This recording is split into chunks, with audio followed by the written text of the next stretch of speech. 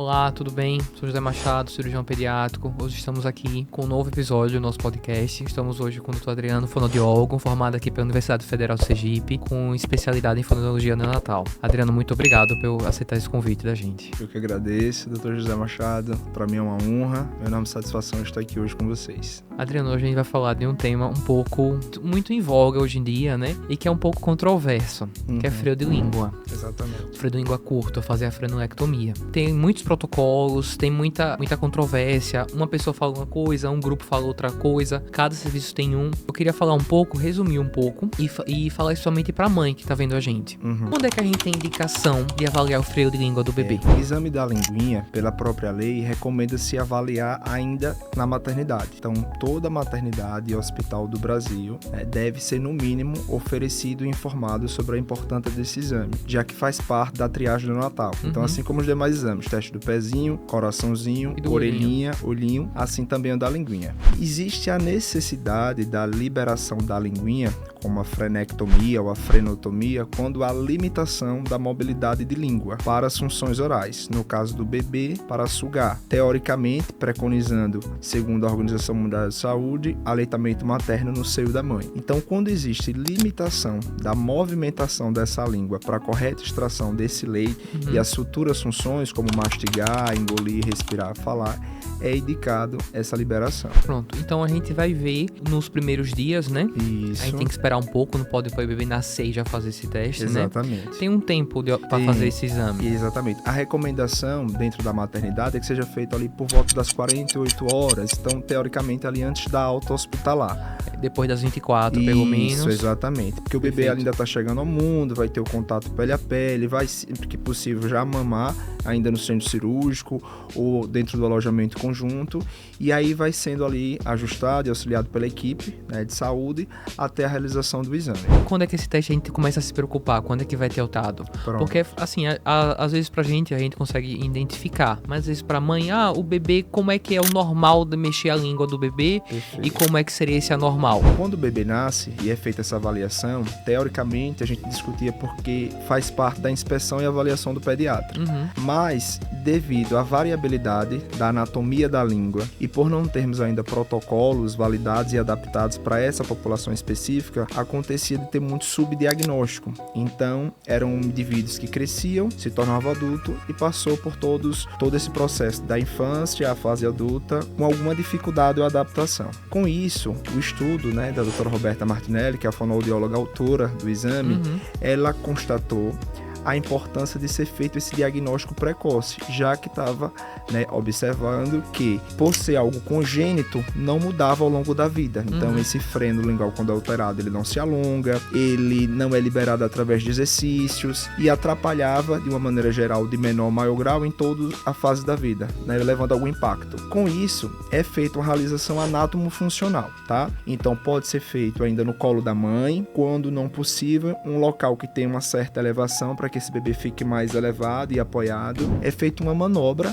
onde a gente avalia algumas características. Então, por exemplo, a gente avalia o vedamento labial, então como essa boquinha do bebê está fechada, se ela está totalmente selada, se ela está aberta ou se ela está totalmente aberta, é uma das características. A gente vai avaliar durante o choro, como é que essa língua se eleva, se ela está em contato com os cantinhos da boca, se ela está acima dos cantos da boca ou se ela tem uma predominância, por exemplo, de ter só apenas uma elevação das laterais da língua, ou totalmente baixa.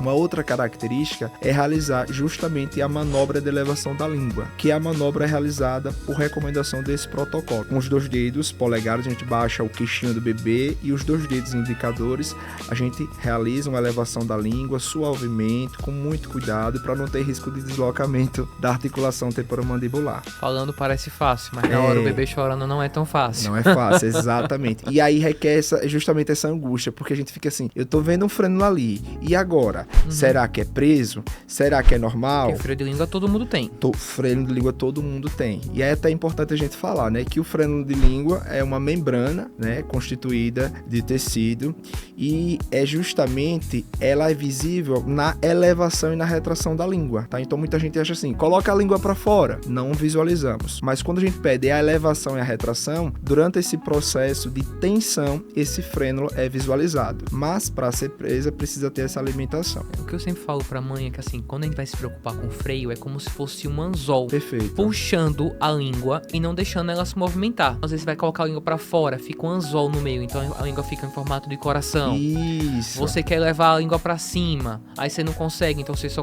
tem um anzol no meio, então ela sobe só os cantos. Ou então você quer colocar a língua pra fora, né, pra fora da boca, ela não consegue, então ela não passa nem do dente. Não passa exatamente. Aí isso a gente, são vários sinais que mostram pra gente que tem um freio curto e a gente precisa fazer alguma intervenção. Exatamente. E fazer a intervenção livra a criança, vamos dizer assim, de um acompanhamento fonoaudiólogo futuro? Não. Justamente esse é um dos fatores mais importantes, porque o que é que acontece? Hoje, né, com as campanhas de incentivo à amamentação exclusiva, então tudo aquilo que possa atrapalhar a amamentação, desde dificuldade de manejo, um refluxo, uma hiperlactação, uma hipolactação, como também a língua presa, são fatores que podem atrapalhar essa amamentação.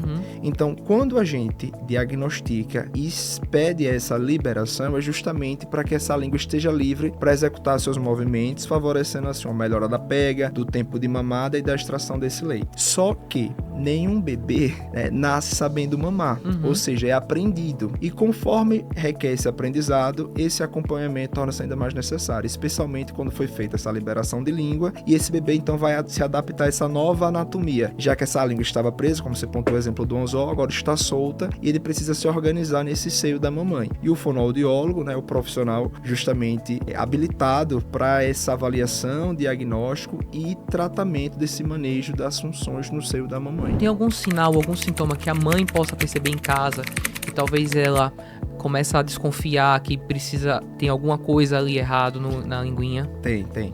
A gente costuma dizer que para cada fase do desenvolvimento humano vai ter uma sintomatologia. Então, no bebê, especialmente pensando ele no seio materno, quais são os sinais e sintomas mais comuns? A gente observa dificuldades em manter a pega. Então, é aquele bebê que consegue pegar o peito, ele busca, ele inicia a sucção, mas ele não sustenta. Então, ele fica soltando o peito da mãe. Então, acaba perdendo um pouco dessa pressão. Presença de estalos ou estalidos é aquele bebê que estala o tempo inteiro, quase em todas as mamadas. Achatamento irregular do bico. A gente costuma falar popularmente o formato de bico de batom. Então, quando o bebê sai do peito, o bico da mamãe está comprimido inadequadamente. Mamadas curtas.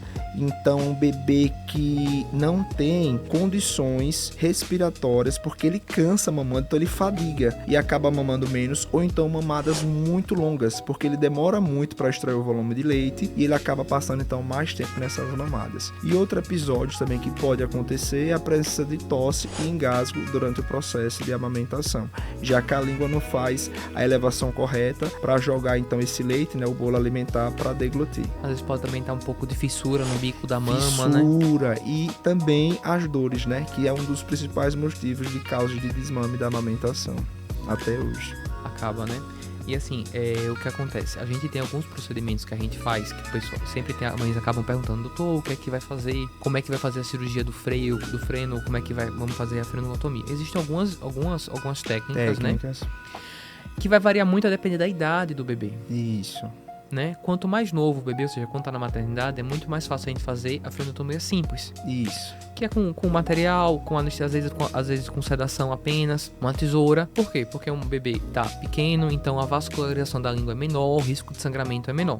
Agora, quando já é um bebê maior, já mais forte, acabou amamentando, a língua vai acabar sendo uma língua mais tonificada, uma vascularização maior. Então a gente vai ter que abrir mão de alguns outros instrumentos para fazer a frenotomia. Tem um laser, que tem as vantagens e as desvantagens, como toda a técnica, né? E tem o bisturi elétrico, que também tem todas as vantagens e todas as desvantagens. E a gente vai avaliar e vai acabar decidindo qual das duas fazer. Isso é mais para o cirurgião avaliar. Isso, exatamente. Mas assim, o importante é a gente saber a indicação, né? De quando é que tem que se preocupar. E lembrar que depois do procedimento cirúrgico, tem que fazer o acompanhamento do fonoaudiólogo. Por quê? Porque você alterou a anatomia da língua. Então, tem que manter o acompanhamento para o bebê se readaptar. Porque não é porque ele tinha o freio de linha curto, cortou, que magicamente ele vai voltar Perfeito. e vai aprender e vai dar tudo certo. Não. Perfeito. Tem que fazer a avaliação e o acompanhamento. Exatamente. Tô errado? Tá certíssimo. Porque o nosso objetivo é exatamente adequar a função. Então, se tem uma anatomia alterada, quanto mais velho for esse bebê, mais adaptações ele tenderá a fazer. Então, a gente costuma dizer que a sucção é reflexa até o 3º mês de vida do bebê. Passou do 3º mês, já é uma sucção mais aprendida. Então, teoricamente, ele já vai começar a sugar de fato que ele gosta. Passou dessa fase e esse bebê se mantém com a língua presa, já na introdução alimentar ou próximo da fala, ele passou por várias adaptações e compensações para conseguir aí, então, se nutrir e futuramente comunicar. Esse acompanhamento vai ser para adequar, então, essas funções que estão alteradas, seja na sucção, na mastigação, na deglutição, na respiração correta pelo nariz e, então, nessa fala. Então, o objetivo é justamente adequar a funcionalidade para favorecer, então, a qualidade de vida, né, e o desenvolvimento crânio global desse bebê. Quanto tempo, mais ou menos, depois a mãe fica fazendo acompanhamento com o fonoaudiólogo? É bem variável. Então, o que é que acontece? Hoje a gente trabalha muito em cima da função. Então, tem bebês que assim que faz o procedimento, a gente já coloca no peito para mamar, vê algumas adaptações ou compensações e já vai utilizando de algumas técnicas visando, então, a adequação dessa função. Quanto mais velhinho, tende a ser maior tempo. Então, por exemplo, no processo da introdução alimentar, assim como o mamar é aprendido, a mastigação na introdução alimentar também deve ser. Então, quando já é feito nessa idade, que existe essa limitação, que essa língua não vai conseguir lateralizar o bolo, por exemplo, alimentar de um lado para o outro, vai ser feito alguns ajustes. Isso pode demorar semanas, meses, mas teoricamente, como a parte motora dessa criança vai estar trabalhando na própria função, tende a ser mais rápido. Então, é bem variável, assim, de semanas a meses. Entendi. Então, muda bastante. Então, muda quanto bastante, melhor o de acordo com a idade, de acordo com... Quanto mais cedo o diagnóstico, Quanto melhor mais é tudo. cedo o diagnóstico e o tratamento, melhor. Agora, vamos falar uma coisa meio chata, assim. Mais parte do pessoal da saúde e tudo mais. Existem alguns protocolos para avaliação do freio de língua. Exatamente. Né? Existe o protocolo do Bristol, que é o que o Ministério da Saúde usa, que é o que a gente mais usa aqui das maternidades.